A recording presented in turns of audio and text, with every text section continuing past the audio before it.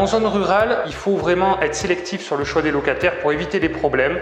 Et donc, effectivement, il y a de la demande, mais on a un petit peu moins de bons locataires potentiels avec de bonnes situations. Donc, il faut trouver un bon compromis entre la sécurité financière des loyers pour avoir des assurances de loyer impayés comme la garantie Visal, qui est une très bonne assurance que je prends pour la plupart de mes locataires, qui est gratuite, qui est assurée par l'État, et en même temps avoir moins de charges psychologiques à gérer pour la suite parce que, comme je vous le dis souvent, la charge psychologique se compte aussi en rentabilité. Donc, qu'est-ce qui s'est passé avec ce locataire?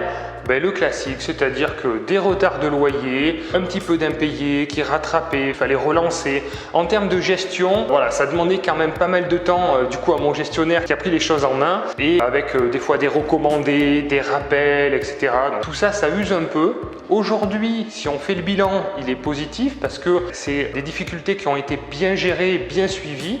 Mais si vous laissez faire, la dette s'accumule et puis finalement le locataire se retrouve dans des situations où il ne peut plus rien faire et s'il n'y a plus de communication, c'est la descente aux enfers.